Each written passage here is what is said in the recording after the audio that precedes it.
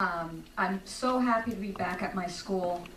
I studied here for a very, very long time. The school's brand and tagline is that this is a transformational experience, and it really, really is true. I think after I give my talk today, you'll all understand how that works here. So since many of you, how many are not clinicians?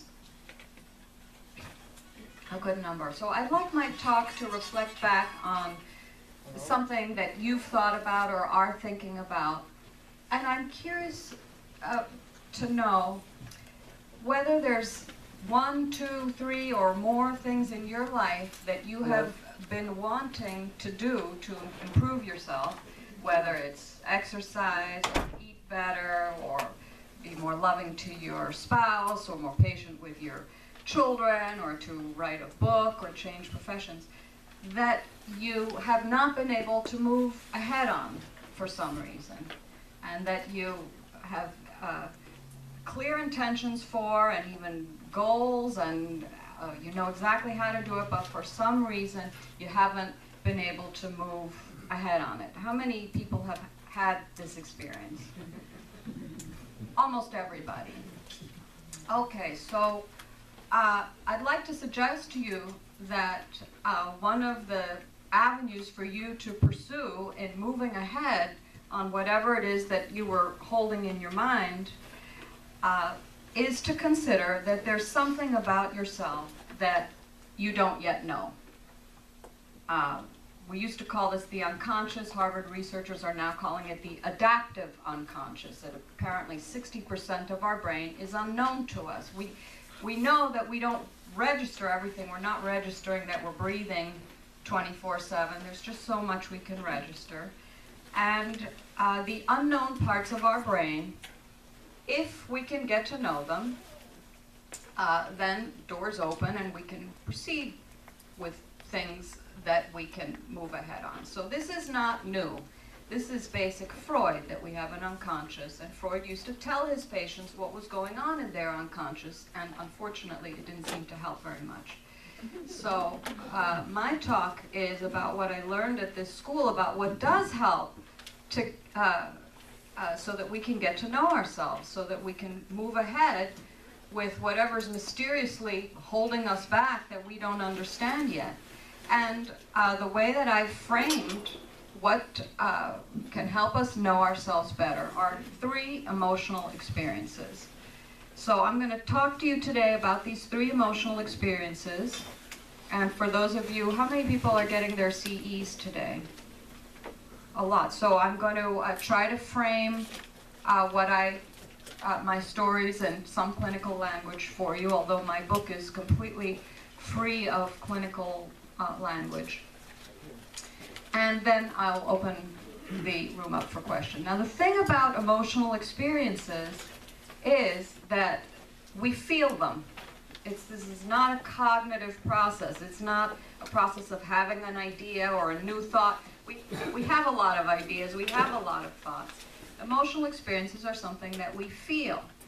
So for me to explain them to you, I'm going to tell you stories so that you can feel what I'm talking about. My whole book is a set of stories, and I wrote it that way because this is an experience that happens in your heart, on a visceral level, but not so much in your head. So let me tell you a story about being heard.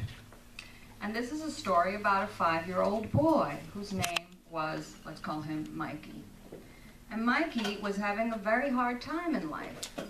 It seemed like any time that something went even slightly wrong, he would have a complete and total meltdown. So to give you an example, his mother made him a waffle in the morning. She cut it for him, and he looked at this waffle, and he said, "It's cut wrong," and he'd start crying and screaming. And so his mother would have to cook another waffle, put it in front of him, and figure out how he wanted it cut. And this was just getting worse and worse, meltdown after meltdown. And they were trying all sorts of different things with Mikey. They were saying, "Mikey, look, it's not so bad if, let's say, a toy fell. The toy isn't broken." They were trying to help him understand this wasn't the end of the world, whatever it was. And then they were trying to reward him. Look, if you can stay strong and not cry, then you're going to feel better. We'll get you an ice cream. But nothing was working with Mikey's meltdowns. Now, his mother, Sue, was aware that because Mikey had two older brothers who were very competent little boys, one of them was a Little League superstar, and the other played the clarinet amazingly well. And she had a hunch that Mikey was melting down because he didn't feel he could do anything right. So, as she explored what might have been going on with Mikey and how difficult it was to tolerate these constant meltdowns, he could barely put his shoes on without melting down, she decided that she was going to try something different with him. So they went to one of the brothers' baseball games, and there happened to be a candy machine in the field. So she said, come on, Mikey, let's get you a candy bar. They went to the candy bar machine. They got a chocolate, and when the chocolate came down the chute and landed, it broke. So, of course, when Mikey saw the broken chocolate bar, he took it and he said, it's broken. I don't want this stupid chocolate bar. And he smashed it down on the floor.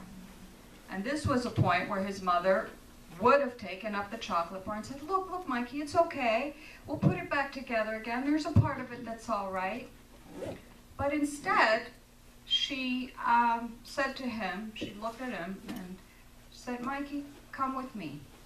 And he looked up at her, because this was a little bit different. He didn't see his mother reeling into this kind of agitated state that would happen around him. And they went over to a park bench, and she said, you know, Mikey, I hate it when things don't go right for me. And I've had a lot of times when I just feel everything goes wrong for me, and all I want to do is cry. Now, we've all had this experience that certain epochs in our life, that things just don't go right, and where we kind of lose our sense of good feeling. Sometimes it happens in adolescence, it can happen in your 20s, sometimes it happens in middle age. Nobody can pass through life without having an epoch where they're down, where things don't go right. It just so happened that for Mikey, this was happening at 5. It hit him at a very early age.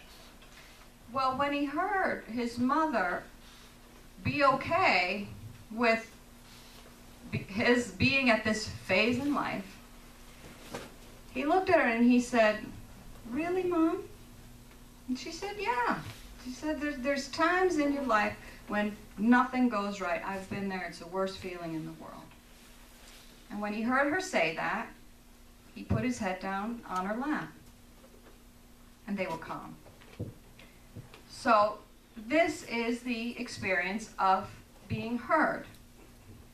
That when you can be with a feeling, and it's very hard to get to that place, you have to really get yourself comfortable with what it is. And for parents, it's the worst feeling in the world when your kid is suffering. There's nothing worse than that. But when you can do it, that's an emotional experience that creates growth and progress. Children are not always able to psychoanalyze themselves, but when the parent can get comfortable and analyze the situation, then that experience can happen. So clinically, for the CE people, in modern analysis, we use the techniques of joining and mirroring. We work with our countertransference resistance so that we can get to that place where we can hear the patient. And a lot of the training here, which somebody asked me, is can you take classes online at BGSP? You really can't, because we're working with the chemistry of these emotions. And to do that, there's a lot of discussion and processing of feelings in a live environment. Now, let's talk about the second emotional experience that can help you to move towards whatever goal you're having, that you can look for to get to know yourself, and that is to see things in a new way. Now, the story that I want to tell you here is about a woman who came to me through her EAP program, Employee Assistance Program, which means that she had exactly 6 sessions of therapy. Now, keep in mind, psychoanalysis can take a minimum of 5 to 7 years, so 6 sessions, there's not a whole lot you can do, but she had extended it to 12. So she came in, and the problem she was having was that she had gotten a big promotion. And this promotion was going to put her at the complete head of a division in her company. And it was a no-brainer. More pay, more exposure, a lot of opportunities to climb. But for some strange reason, she had started having horrible anxiety and some panic attacks, and she didn't want to take it. But everybody was pressuring her to take it, the upper management, the lower management, her family. So she came in to try to understand, why don't I want to take this job?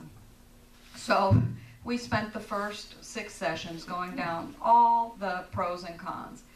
Fear of success. Was it that it was increased workload? Could she get help?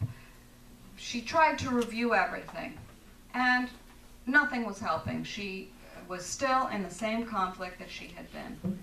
And then something very interesting happened in the 8th session. I think in her mind, this woman had thrown away the sessions because they clearly weren't helping. But since the company was paying for them, she was getting out of the office and coming anyway, and we were enjoying each other's company. So she came in one day. She really didn't want to talk about the conflict because it wasn't helping, and it was a beautiful day. And she just made an off-the-cuff remark. She said, "It's getting nicer out. I don't like it when it gets nice out because people start to disrobe. They wear shorts, and they come in." And I said, "Oh, well, you don't like to wear shorts?" And she said, "Oh, no." She said, "Ever since I was caught streaking when I was in my 20s, right? I tend to cover myself up." Well, I knew we were onto something here. So we started to talk about what had happened, and it was actually no laughing matter. She'd grown up in a small town, and when she was caught streaking, the police had come, she'd been put in jail and become the shame of the community and the shame of her parents. So what had turned into a fun evening with a little alcohol became a trauma. And she had really built herself up from that. She was a very respectable person, and she was definitely all covered up though. So once I learned about this, I said to her, "You know, when I was 16, and this was a true story, by the way, I had a best friend who was Swedish, and I used to go to Sweden to stay with her family. And when you live in Sweden, everybody there on the beach is nude. Now, to be honest, I was never that comfortable with it as a teenager. I was looking at everybody's bodies and feeling self-conscious. But the Swedes are not that way. The Swedes are just, there's old people there and young people, and everybody's naked. It's just the way it is." And when I told this to my patient, she said, "Wow, I should have grown up in Sweden." So she said, when I told her that story, how ashamed she was of her enjoyment of streaking. She had shame about wanting to be seen. Once we understood that this new high exposure position involved being seen, and that she didn't want to know how much she enjoyed it, that she was ashamed of herself, we were able to understand what all the anxiety was about. And I don't think I need to tell you what happened after that. Can anybody guess what happened after that session? She took the job. That is correct. She took the job. So, what's that? Another option here. She streaked. She could get back to enjoying knowing that she wanted to be an exhibitionist. That's exactly right. She wanted to be seen. She enjoyed it. She couldn't allow herself to know that. When she could know that without actually taking all her clothes off in public, she could get a handle on it. So being able to see things in a new way, we all have parts of ourselves that we are still uncomfortable with, and we try to push those parts of ourselves away often. But when we can stay with them, in my book, chapter 5 of my book is called Searching for Anita, and it teaches you about observation and how you can follow these wisps of feeling, these tiny little strains of shame or anger or frustration, to look for the experience of being able to see things in a new way, which can, again, open doors to freeing you up to do whatever you haven't been doing mysteriously. So let me get to the third emotional experiences, and this one is the big one. This is what I think of as the big kahuna, the most difficult one to get to, and it can take a lot of time. By the way, for those of you on the clinical, seeing things in a new way, this is what you can think of as the process of projection and introjection. So if you study those concepts and how that experience happens through the therapeutic relationship to open up doors to knowing yourself better, you can study the clinical side of that. Who was a very, very isolated man who was really, he was in his mid-40s, never had a girlfriend, didn't have relationships with people. For those of you who are clinicians, we would have called him schizoid. And he was very unhappy, and he came to me because he wanted to try to be more like someone else. He thought that since he'd met me at workshops and he knew that I loved people and I loved to socialize, that maybe I could rub off on him a little bit and he could become a different person. And in the course of the treatment, I kept asking him, why do you want to be different? I like this man, and I couldn't connect to what he wanted to have different about himself. And he stayed in treatment and grew to like himself a little better. And then one day, he came in with a problem that took, I kid you not, 5 months to resolve. It was a problem with a clink in his car. And the clink in his car wouldn't go away. It was just a little noise. And he could not figure out what the clink was about.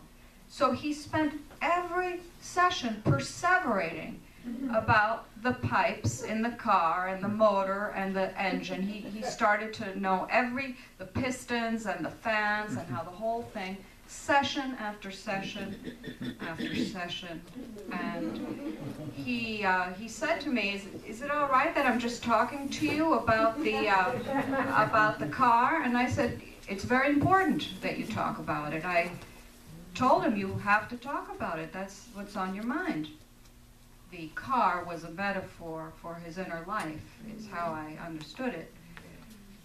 Well, in the 5th month of being with this patient, talking about his car, he decided that he was going to talk about the car with his mechanic. This was tremendous progress for this patient. He became interested in having a relationship with someone because he was having such a good experience in his connection with me being able to see that his perseveration was okay and also hearing him. So sometimes you have to pass through a series of emotional experiences before you can get to the big kahuna. So he went to a mechanic, and the mechanic didn't want to have anything to do with him. He said, just leave the car here. Didn't really have time to talk to him. And he looked at him like, this guy's a little weird. He's hanging around, he wants to talk. But there was a kid at the mechanics shop. He was some kind of intern, and he found that he could engage the kid. The kid was in the same position he was, learning all about the pipes and the valves and the fans and everything else. And he struck up the conversation, and he and this kid became friends. And he went to the mechanic shop there and became a weekend driver for the people who were getting their cars fixed to help out at the gas station. So that was a new experience for the patient that he had never had, a new feeling of being connected. Sometimes we don't know what feeling is missing inside ourselves because you don't know what you haven't got, right? How can we know what's missing if we don't know that it exists out there? But being able to search for this experience as part of the puzzle of why you can't move forward, that there might be a feeling that you haven't yet had about yourself. It could be positive, it could be negative. Maybe you haven't allowed yourself to feel something in the anger dimension, or in the joy dimension, or in the success dimension. You never know. It's all a mystery. But if you search for that experience, that's another way that you can move forward in whatever your goal is. Now, the follow-up workshops that are going to be offered here are in the area of children, love, which could either be dating or marriage, and also work, where we are going to take specific emotions that may be difficult to sit with, or specific problems that are difficult in marriage, irreconcilable differences, and we're going to explore them and play with them and talk about them to see what's going on. That's what we do here. We study everything and talk about everything. So at that point, we'll have a chance to explore certain cases and certain situations, and if you would like to bring one of the things that you were thinking about in the beginning of my talk to those 1.5 hour meetings, that would be absolutely wonderful. Give us all a chance to play a little bit with your thoughts and all contribute to it. So that's my talk. I'm going to sit down now and take questions and answers.